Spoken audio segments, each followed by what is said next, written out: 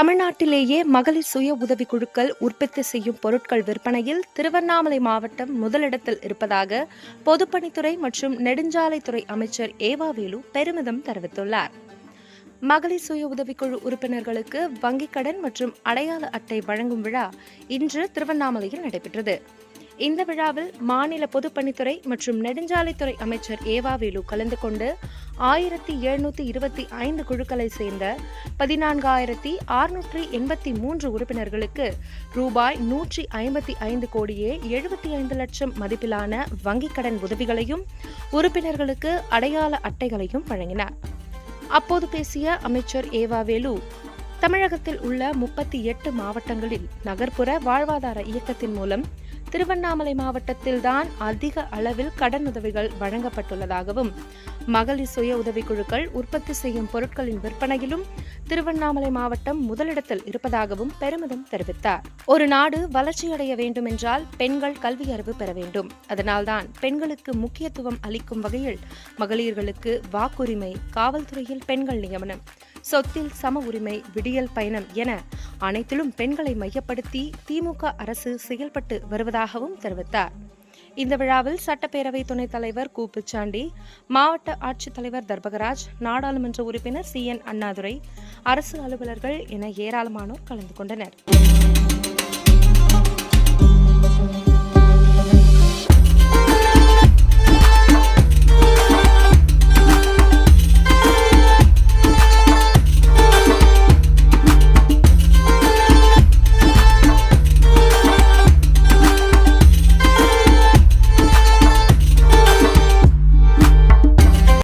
விற்பனையில் மாநில அளவில் நம்முடைய திருவண்ணாமலை மாவட்டம் முதலிடத்தில் இருக்கிறது என்ற செய்தியை இன்றைக்கு மாவட்ட நிர்வாகத்தின் சார்பாக மாண்புமிகு அமைச்சர் அவர்களுக்கு இந்த செய்தியை சொல்லிக்கொள்ள பெருமை கொள்கிறோம்.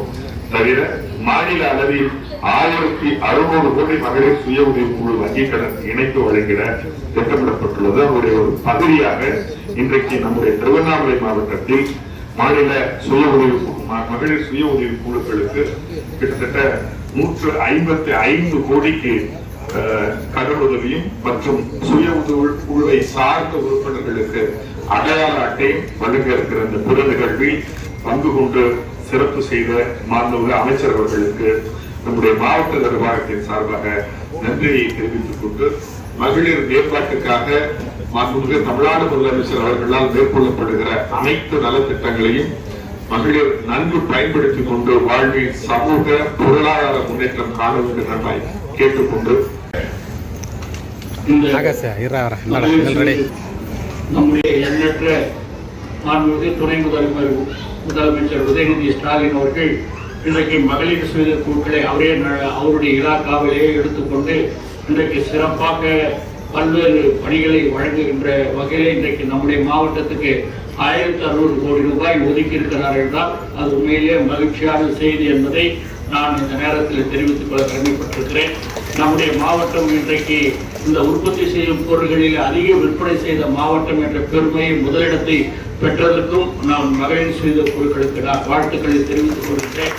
தொடர்ந்து நீங்கள் இப்படிப்பட்ட இந்த கடனுதவிகளை பெற்று நம்முடைய வறுமையை ஒழிக்க வேண்டும் என்ற நோக்கத்திலே தான் இந்த வாழ்வாதார இயக்கம் கொண்டு வரப்பட்டிருக்கிறது.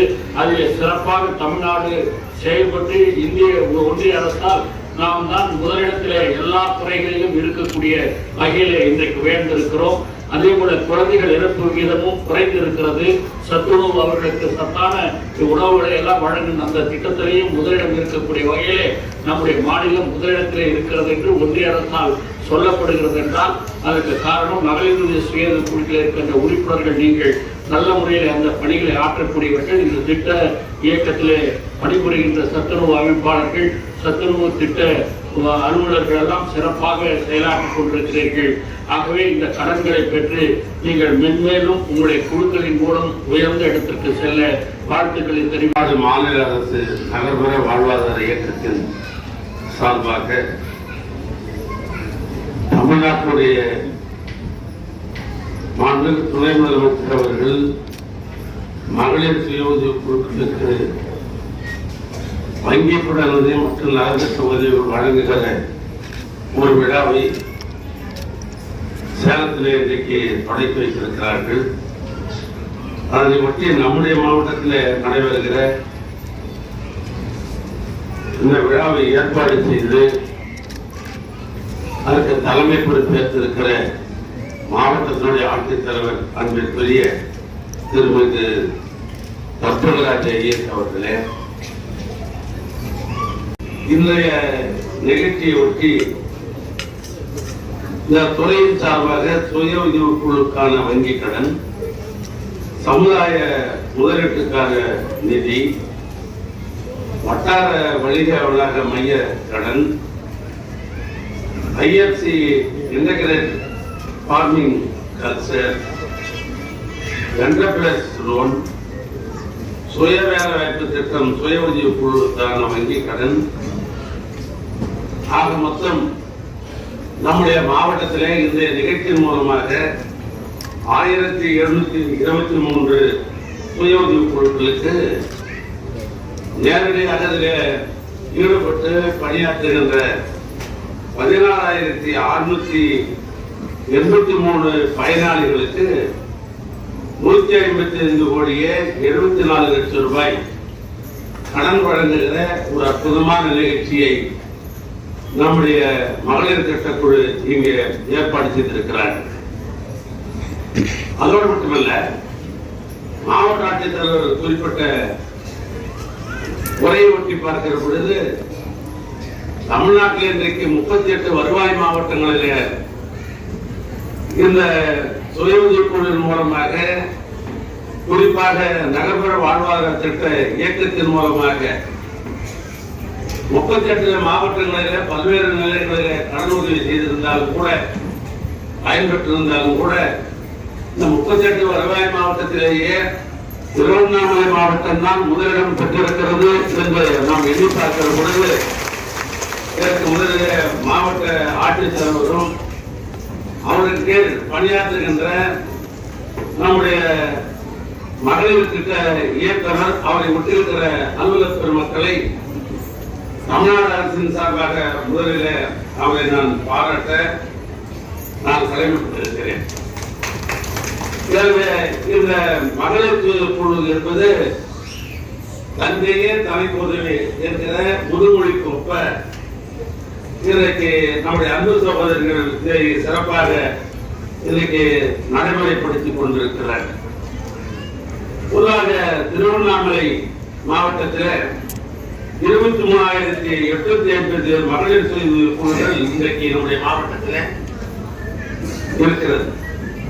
2,62,931 சகோதரிகள் உறுப்பினராக இருக்கிறார்.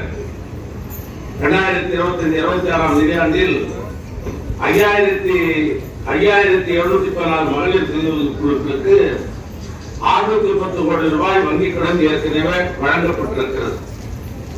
இன்று 1,723 மகளிர் சுய குழுக்களுக்கு நான் குறிப்பிட்டதை போல ஏறத்தாழ 150 கோடி ரூபாய் இன்றைய நிகழ்வு மூலமாக இன்றைக்கு 16,683 நபர்களுக்கு வழங்குவதற்கு ஏற்பாடு செய்யப்பட்டிருக்கிறது.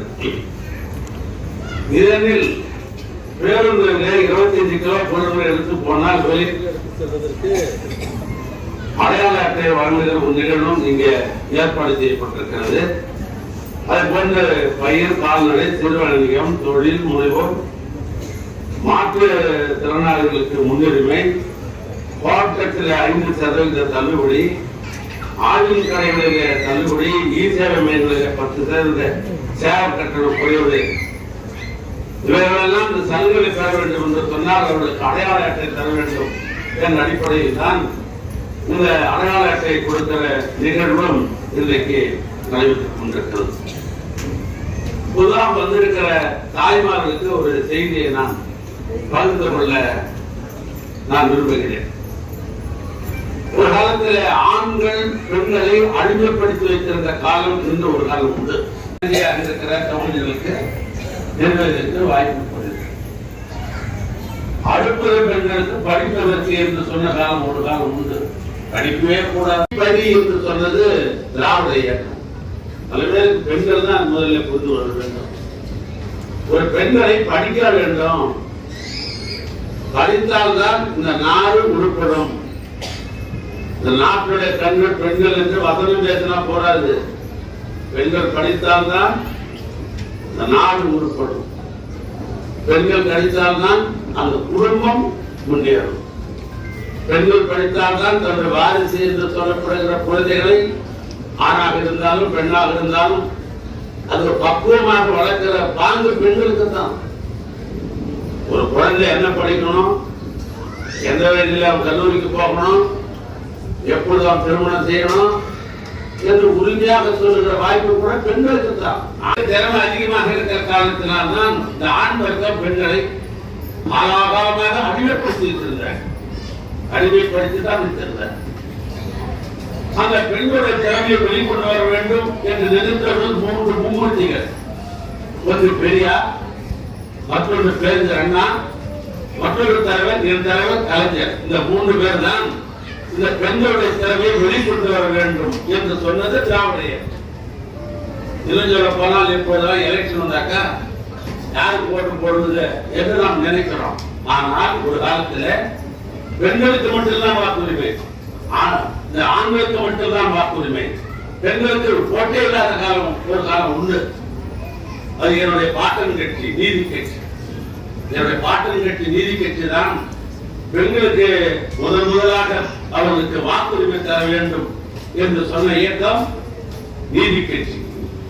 அந்த நீதி கட்சி வழியில வந்த திராவிட இயக்கம் தான் பேரறிஞர் அண்ணா தலைமையில, கலைஞர் 5 ஆண்டு கால தலைமையில சிறப்பாக தமிழ்நாட்டில் வழிநடத்தியது. இன்னும் சொல்ல போனால் 1973 பெண்களை போலீஸ் ஆக்க வேண்டும் என்று சொன்னது கலைஞர் ஆட்சி. பெண்கள் கூட போலீஸ்ல பணியாற்ற முடியும். அது என்ன ஆண்கள் தான் போலீஸாக இருக்க முடியுமா? பெண்கள் இருக்க மாட்டார்களா? காவல்துறை பணியாற்றுவர்கள் ஆற்றல் இல்லையா என்று சொல்லி 1973 கலைஞர் ஆட்சியில் தான் முதலாக வசந்தி என்கிற ஒரு அன்பு சகோதரி முதலாக இன்றைக்கு கழகாட்சியில கலைஞர் ஆட்சியில ஒரு பெண்களுக்கு முதலாக உதவி ஆய்வாளர் சப் இன்ஸ்பெக்டர் இந்த பதவி முதலாக கொடுத்தது எது என்று சொன்னால் அந்த கலைஞர் ஆட்சி தான். அந்த வகையில் தான் இன்றைக்கு நடைபெற்றுக் கொண்டிருக்கிற இந்த மகளிர் சுய குழு 1989 ஆண்டு தர்மபுரி மாவட்டத்தில் தான் கலைஞர் கையால் முதலாக இந்த மகளிர் சுய குழு என்பது அங்கதான் முதலாக ஆரம்பிக்கப்பட்டது. ஏன்னா பல பேருக்கு தெரியாது ஆட்சி மாற்றங்கள் ஜனநாயகத்தில் எத்தனையோ நடைபெறுகிறது, யாரெல்லாம் அமைச்சராகிறார்கள், யாரெல்லாம் அமைச்சராக ஆசைப்படுகிறார்கள். ஆனால் இந்த பெண்களுக்காக உழைத்தது யார் என்று பெண்களுக்கு தெரிய வேண்டாமா? அந்த அடிப்படையில் இது முதலாக மகளிர் சுய குழுவை தர்மபுரியில அண்ணன் கலைஞர் அவர்கள் தான் முதலாக இதை கொண்டு வந்தார்கள். எனவே இந்தியாவிலேயே முதலாக பெண்களுக்கு சொத்துரிமை கொடுத்தது யாருன்னா கலைஞர் ஆட்சி தான். உங்களுக்கே தெரியும், நம்ம கூட பிறந்த அண்ணன் தம்பி கல்யாணம் ஆனாக்கா கல்யாணம் ஆனைக்கு மறுநாள் பொட்டி போட எல்லாத்தையும் கொடுத்து அன்னையோட போயிட்டோமா அப்படின்னு சொல்றது நாட்டில் நடந்தது. ஆனா இன்னைக்கு என்ன நிலைமை? பெண்களுக்கு நீங்க சொத்துல பாதி, அண்ணன் சொத்துல பாதி உண்டு. இன்னைக்கு நாம் உரிமையாக இன்றைக்கு நம்முடைய குடும்பத்தில் போராடி நம்முடைய உரிமையை நிலைநாட்டுறோமா? அதுக்கு சட்ட ஆணை போட்டவர் 1990 முதலாக இந்தியாவில் எங்கேயும் கிடையாது. பக்கத்தில் இருக்கிற ஆந்திராவிலையோ அல்ல ஐயப்ப கோயிலுக்கு போற கேரளாவிலையோ உழைக்கிறதுக்காக போற கர்நாடகத்தில் இருக்கிற பெங்களூர்லயோ இந்த சட்டம் கிடையாது. வருமாக சட்டத்தை கொண்டு வந்த கலைஞர் நம்முடைய தமிழ்நாட்டில் இருக்கிற அன்பு சகோதரிகள் தான். அதோடு மட்டுமல்ல 1996 உள்ளாட்சித்துறை அமைச்சராக இன்றைக்கு இருக்கிற முதலமைச்சராக இருக்கிற நம்முடைய அருமண்ணன் அவர்களுடைய பெரும் முயற்சியால் முதலாக அன்றைக்கு கலைஞர் ஆட்சியில் இருக்கிற பொழுதுதான் பெண்களுக்கு 33% உள்ளாட்சியில பதவி வேண்டும். உள்ளாட்சி மன்ற தலைவரால், ஒன்றிய குழு உறுப்பினரால், ஒன்றிய குழு சேர்மனா. ஏன் இன்னைக்கு திருவண்ணாமலையில மாநகராட்சியில ஒரு சகோதரி இன்றைக்கு மேயராக இருக்கிறான்னு சொன்னா இதுக்கு விட்டுட்டது திராவிட ஆட்சி. கலைஞர்தான் முதலாக கையெழுத்தப்பட்டு பெண்கள் எல்லாம் 33% உள்ளாட்சியில பொறுப்புல இருக்க வேண்டும் என்று சொன்னது யார் என்று சொன்னால் கலைஞர் தான். நான் தான் சொன்னேன், முன்னிட்டு நம்ம என்னைக்கு மறக்க கூடாது. இந்த பெண்களுக்காகவே உழைத்து பல திட்டங்களை எல்லாம் கொண்டு வந்தவர் கலைஞர் தான். அதோடயா கோயில்ல தர்மகத்தா 5 பேர் போடுறாங்க. அந்த 5 பேரை ஆண்களே போட்டு கொண்டிருக்காங்க. கலைஞர் ஆட்டிக்கோம் தான் சொன்னார், ஏன் கோயில்ல தர்மகத்தை ஆண்கள் தான் பார்க்கணும்னா பெண்களுக்கு பார்க்க தெரியாதா, அவனுக்கு திறமை இல்லையா என்று சொல்லி 5 பேர் தர்மகத்தா போடுற கோயில்ல அதுல ஒரு அன்பு சகோதரி தாய்மாரையும் போடணும் அப்படின்னு சொன்னவர் கலைஞர். அதனால இப்பெல்லாம் எந்த கோயிலுக்கு போனாலும் ஒரு பெண் தர்மகத்தா போட வைத்ததும் அந்த கலைஞர் தான். அதனால்தான் அவர் வழியிலே வந்திருக்கிற இன்றைக்கு தமிழ்நாட்டு முதலமைச்சர் அவர்கள் என்ன சொல்லுகிறார் என்று சொன்னால், இன்னைக்கு மகளிர் விடியல் பயணம். இது வந்த ஒரு பழமொழி உண்டு, குட்டி தாய் 8 அடி என்று சொன்னால் குட்டி 16 அடி. கலைஞரே செய்யறான்னு சொன்னா அவர் பிள்ளை முன்வைப்பாரா? அவர் சொன்னார், நான் செய்கிறேன் என்று பார்த்து அவர் முதலமைச்சரான போன உடனே முத கையெழுத்து போட்டது விடியல் பயணம் தான். இந்த விடியல் பயணத்துல நகர பேருந்துல தாய்மார்கள் கட்டணம் இல்லாமல் போகலாம் என்று சொன்னவர் அவர் தான். அதோடு மட்டுமல்ல, இன்னைக்கு உள்ளாட்சியில தமிழ்நாட்டில் 21 மாநகராட்சி இருக்கிறது. அந்த 21 மாநகராட்சியில 11 மாநகராட்சியில பெண்கள் தான் இன்றைக்கு மேயராக இருக்கிறார் என்று சொன்னால் அதுவும் மிகையாகாது. அதோடு மட்டுமல்ல, புதுமை பெண் திட்டம் ஒரு திட்டம். நம் வீட்டு பெண்கள் திட்டத்திலே பணம் கொடுத்துக் கொண்டிருக்கிறார்கள். இப்படி அற்புதமான திட்டங்கள் எல்லாம் இந்த ஆட்சியில் தான் இன்னைக்கு கொண்டு வரப்பட்டிருக்கிறது. எனவே மகளிர் குழுவில் இருக்கிற அன்பு சகோதரிகள் நமக்காக உழைத்தவர்கள் யார், நமக்காக உரிமை தந்தவர் யார் என்பதை உணர்ந்து வரும் காலங்களில் இந்த அரசுக்கு என்றைக்கு நீங்கள் எல்லாம் உதவியாக இருந்த வேண்டும் என்று கேட்டு உரையை நான் நிறைவு செய்கிறேன். துணை முதலமைச்சர் உரையை ஆரம்பித்திருக்கிறார்கள். நானும் உங்களோட ஒரு உரையை நான் கேட்க தயாராக இருக்கிறேன்.